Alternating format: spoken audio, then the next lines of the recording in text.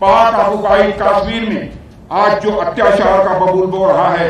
आने वाले समय में उसके सामने कांटे की ही फसल तैयार मिलेगी। पाकिस्तान को उसके जुल्मों का परिणाम जरूर मिलेगा, जरूर मिलेगा, जरूर मिलेगा। उन्होंने कहा जनाब कि जब तक हम जो आज़ाद कश्मीर है और गिलगित बल्तिस्तान वापस नहीं लेते, असल चीज़ें जो हैं वो तब तक ठीक नहीं हो सकती और हमें वो वापस लेना है। पाकिस्तान में अगर आप देखें तो सारे आपस में लड़ रहे हैं। DGI भी जो उन्होंने प्रेस कॉन्फ्रेंस कर दी, अभी सियासी जमातें फ़ौज को जवाब दे रही हैं, हम इंटरनल लड़ाइयों में मसरूफ़ हैं। और डिफेंस मिनिस्टर राजनाथ सिंह की ये स्टेटमेंट है ना, आप क्या समझते हैं, इसकी क्या कॉन्टेक्स्ट है और इसका क्या इम्पैक्ट हो सकता है पाकिस्तान को और खिते की सिक्योरिटी? क्योंकि भारत का जो है वो डे वन से यही स्टैंड है और उसको मुख्तलिफ शक्लों में मुख्तलिफ तरीक़ों से जो है वो मुख्तलिफ पॉलिटिशियंस अपने अपने दौर में पेश करते रहे हैं। ये पाकिस्तानी साइड में बहुत ज़्यादा एग्रेसिव है, जैसे कि आपने कहा, इसलिए लगता है या हार्ड लाइन कि पहले जो है चूँकि मोस्ट ऑफ द टाइम वहाँ पे कांग्रेस की हुकूमत रही है, तो कांग्रेस जो है ना ये इसी बात को बड़ा माइल्डली एक दूसरे अल्फाज में पेश करते रहे हैं। उन्होंने कभी इस तरह की जो है वो ट्यून जो है वो इख्तियार नहीं की कि जी हम ले लेंगे, कर देंगे। वो ज़रा दूसरे तरीके से बात करते थे कि सब कॉन्टिनेंट में जो है वो अमन के लिए या मायदा शिमला या ताशकंद या वगैरह वगैरह, जो भी एक लंबा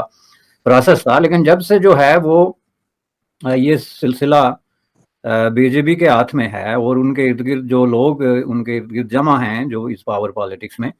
तो उन्होंने तो उनके लिए ये कोई ना हार्ड लाइन है और ना कोई नई बात है। वो रिपीटेडली ये बात कहते हैं। और अगर आप इसको ज़्यादा गहराई से देखें तो जब कभी भी कोई मिनिस्टर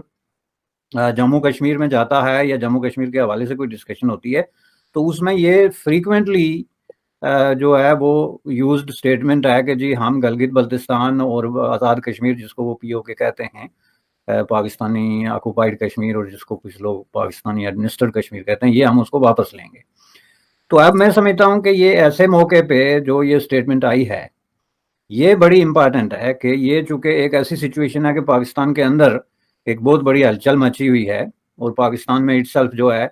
वो एक मल्टाई लेवल किस्म की लड़ाई लड़ी जा रही है इक़्तिदार की। इक़्तिदार, इसको मैं ये किसी तरह की कोई हेरोइक किस्म की कोई जंग नहीं हो रही, लेकिन बुनियादी तौर पे इक़्तिदार की लड़ाई है। लेकिन उसकी जो शक्लें उभर के सामने आ रही हैं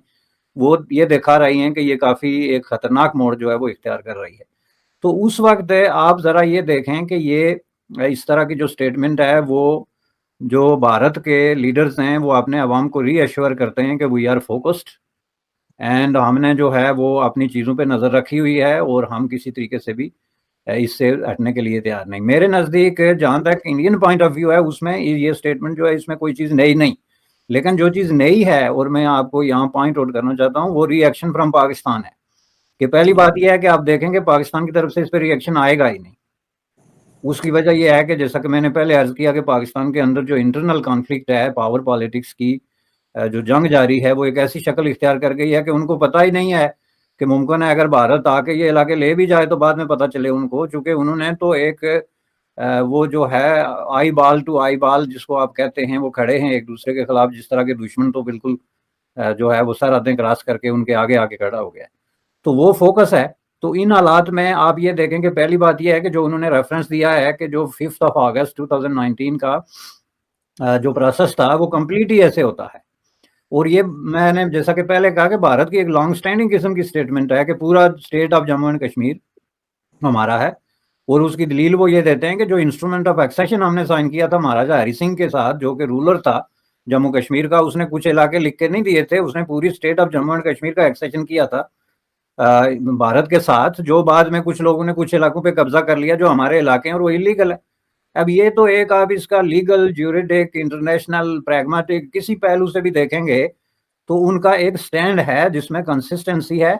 उसमें जस्टिफिकेशन क्या है specifically with the Kashmiri point of view, और क्या इसमें कश्मीरी पीपल उनकी जो ओपिनियन है उसको भी रिकग्नाइज किया जा रहा है, नहीं, ये एक अलग चैप्टर है। लेकिन जहाँ तक उनके ऑफिशियल स्टैंड का ताल्लुक है वो बड़ा क्लियर है। अब इसी तरह पाकिस्तान जो है वो गुज़श्ता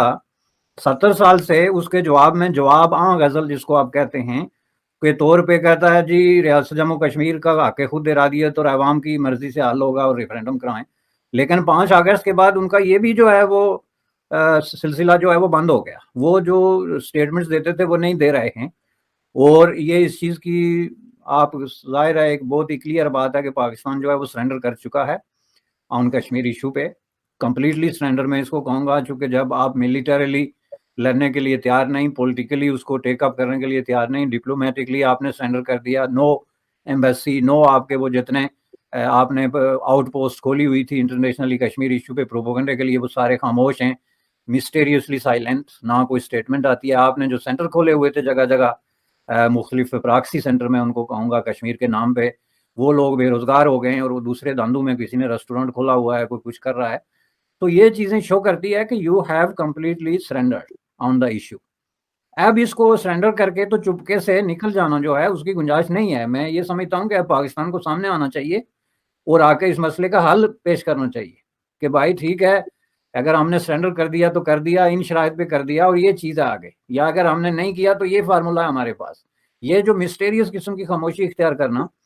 और इस तरह के मामलात का कोई जवाब ना देना जो है, ये मैं समझता हूँ कि इस चीज़ की दलालत है कि आप दूसरे अल्फाज में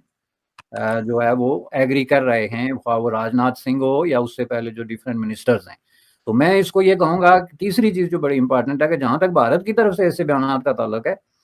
तो जब पाकिस्तान में जो पॉलिटिकल लड़ाई ऐसी सतह पे हो तो मैं नहीं समझता कि is advisable for Indian ministers to give a statement like this, क्योंकि वहाँ पे एक लड़ाई एक फैसला कुन मोड़ पे इस वक्त पहुंची हुई है और उसमें इस तरह के बयान जो हैं वो पाकिस्तान में जंगबाज कुफ्तों को जो वारमोंगर्स हैं उनको एक तरह की स्पोर्ट के मुताबिक समझी जाएगी, ताकि वो कहेंगे कि लें जी अब भारत तो हमसे इलाके छीनने वाला है और ऊपर से आप हमसे हुकूमत छीनने वाले हैं और ऊपर से आपने हमारी अथॉरिटी को चैलेंज कर दिया है। तो ये उनको जो है वो आर्टिफिशियल ऑक्सीजन जो है वो मुहैया करती है जिन कुफ्तों ने नाजायज़ तरीके से या गलत तरीके से आपने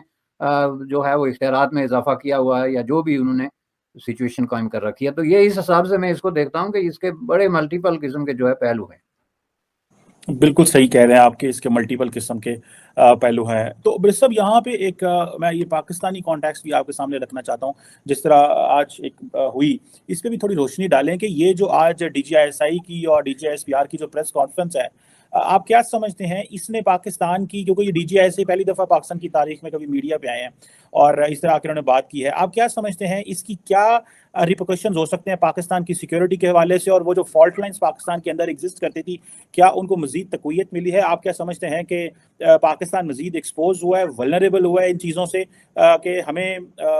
ये पता चला है कि अंदर खाते कितनी लड़ाइयाँ हो रही हैं और बहुत सारे लोग तो कह रहे हैं हमारा बाहर दुश्मनी कोई नहीं है, हम तो अंदर ही आपस में लड़ के मार रहे हैं। तो आप इसको आज कैसे देखते हैं? और जब आपने बिल्कुल सही कहा कि वो इंडिया को तो ये बातें करने की जरूरत ही कोई नहीं है जब इंटरनल इतने ज़्यादा मामला हैं।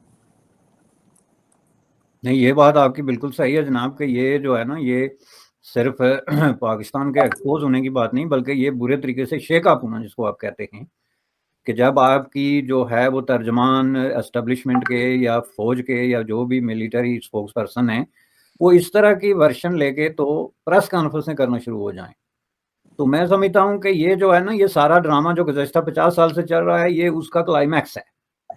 और लोगों को ये समझना चाहिए कि ये उसका क्लाइमैक्स है। मैं आपको बताता हूँ कि आपका एक जर्नलिस्ट कत्ल हो जाता है,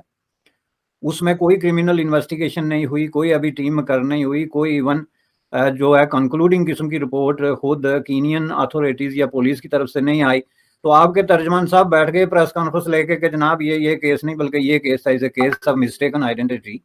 इसका क्या मतलब है कि आप अगर जब इस तरह की प्रेस कॉन्फ्रेंसेस करेंगे, यानी आप बगैर किसी चीज़ का कोई नतीजा निकाले, इंतजार किए, आपने पहले ही फैसला कर लिया कि नहीं जी इसको तो कोई मार ही नहीं सकता, ये तो है मिस्टेकन आइडेंटिटी, जो कि हकायक के साथ किस तरीके से मुतसादम है, किस तरीके से कि कोई भी जी रूह आदमी, जी होश आदमी जो स्टोरी है या नैरेटिव है कीनिया की पुलिस की तरफ से बच्चे के अगवा का या जो है मिस्टेकन आइडेंटिटी का, उस पर कोई बिलीव कर ही नहीं सकता, कोई दुनिया की पुलिस ये काम नहीं कर सकती। तो उसमें आप प्रेस कॉन्फ्रेंस कर लेते हैं, उसके बाद आप चूहे बिल्ली का खेल खेल रहे हैं गुज़श्ता 3 सालों से। एक लीडर जो है वो ओपनली आपको क्रिटिसाइज कर रहा है, आपको मुख्तलिफ तरीकों से ललकार रहा है, कभी आपको न्यूट्रल, कभी आपको कभी कुछ नाम दे के आपको चैलेंज कर रहा है, कभी आपकी मदद मांग रहा है, कभी आपको गालियां दे रहा है, कभी आपके आगे हाथ जोड़ रहा है, कभी सफाइयां पेश कर रहा है, कभी धमकियां दे रहा है, और आप कहते हैं हमारा सियासत से कोई ताल्लुक ही नहीं है। तो आज आके आप एक ऐसी प्रेस कॉन्फ्रेंस करते हैं जो इसके अलावा और कुछ प्रूव ही नहीं करती कि आपका सारा ताल्लुक ही सियासत से है, इसके अलावा आपका कोई ताल्लुक ही नहीं है। आप मुझे ये बताएं कि आपको कौन से कॉन्स्टिट्यूशन का उन्होंने रेफरेंस दिया जिसकी तहत जो है उनको एज सिटीजन को जवाब देना जरूरी है और मिलना जरूरी है? कौन सी कॉन्स्टिट्यूशनल ड्यूटी है किसी भी मिलिट्री सिक्योरिटी एजेंसी की, किसी मुल्क की या फौज की या किसी मिलिट्री एस्टेब्लिशमेंट की, कि वो सियासतदानों के साथ रात के अंधेरे में मिले और इसको खुफिया रखे? ये तो दूसरी तरफ से भी देखें ना, चलें उस तरफ से तो हम मानते हैं कि पाकिस्तान में सियासतदान जो हैं वो बेबी सिटिंग के आदी हो चुके हैं, वो इंडिपेंडेंट पॉलिटिक्स को गिव अप कर चुके हैं। अब उनकी सारी दौड़ इस बात पे है कि चीफ ऑफ दी आर्मी, ये जो आप कह रहे हैं कौन है, हेड ऑफ दी जो होगा मिलिट्री एस्टेब्लिशमेंट, वो कौन है? और इस पे इतनी लड़ाई जो हो रही है और वो लड़ाई इतनी ओपन शक्ल इख्तियार कर रही है, तो जिसका मतलब ये है कि आप एक फेक और फाल्स किस्म की डेमोक्रेसी रन कर रहे हैं जिसके अंदर ना अवाम को कोई इख्तियार है ना वो कोई फैसले कर सकते हैं। जब आप एज ए प्राइम मिनिस्टर ये तस्लीम करते हैं कि रिस्पॉन्सिबिलिटीज मेरी हैं और डिसीजन किसी और का है, हुकूमत मेरी है and somebody else is calling the shots, तो आप कैसे कह सकते हैं कि जनाब इस मुल्क में डेमोक्रेसी है? आपकी तो सारी दौड़ ये है कि नेक्स्ट आर्मी चीफ कौन होगा और वो जो डिसीजन करेगा वो इस मुल्क को चलाएगा। तो इसका मतलब ये है कि आप अवाम के साथ बहुत बड़ी जो है वो एक तरह का फ्रॉड कर रहे हैं। इसको मैं फ्रॉड कहूंगा सादा लफ्जों में। रक्षा मंत्री राजनाथ सिंह ने गुरुवार को जम्मू कश्मीर में शौर्य दिवस पर हिस्सा लिया और उन्होंने जनसभा को संबोधित करते हुए रक्षा मंत्री ने कहा कि पाकिस्तान वाले कब्जे वाले कश्मीर यानी पीओके में लोगों का अत्याचार बढ़ रहा है और पाकिस्तान को इसके अंजाम भुगतने पड़ेंगे। ये जो बयान रक्षा मंत्री का आया है उसने पाकिस्तान में खलबली मचा दी है। पाकिस्तान में लगातार इस बात की चर्चा है, क्या वो वक्त आ चुका है जब पीओके भारत वापस लेगा? दरअसल रक्षा मंत्री ने कहा कि हमने जम्मू कश्मीर और लद्दाख में विकास की अपनी यात्रा अभी शुरू की है। जब हम गिलगित और बाल्टिस्तान तक पहुंच जाएंगे तो हमारा लक्ष्य पूरा हो जाएगा। भारतीय वायुसेना ने आज ही के दिन 1947 में श्रीनगर पहुंचने की घटना की याद में शौर्य दिवस का आयोजन किया था। रक्षा मंत्री का यह भी कहना है कि आतंकवाद का कोई धर्म नहीं है और पाकिस्तान पीओके में लोगों के साथ दुर्व्यवहार कर रहा है और इसीलिए इस पर प्रतिक्रिया देते हुए राजनाथ सिंह ने कहा कि पाकिस्तान को इसकी हानि झेलनी पड़ेगी और साथ ही उन्होंने ये भी कहा कि आतंकवाद का कोई धर्म नहीं है, आतंकवादियों का एकमात्र उद्देश्य भारत को निशाना बनाना है। वहीं पर जब से धारा 370 जम्मू कश्मीर से हटी है तब से जम्मू कश्मीर में लोगों के खिलाफ भेदभाव खत्म हो गया है। लगातार वहां पे विकास चल रहा है, विकास के कार्यक्रम चल रहे हैं और लोगों को ये दिखाई भी दे रहा है, लोग तारीफ भी कर रहे हैं कि जिसको हम गलत समझते थे आखिर वो क्या कर रहा है हमारे लिए।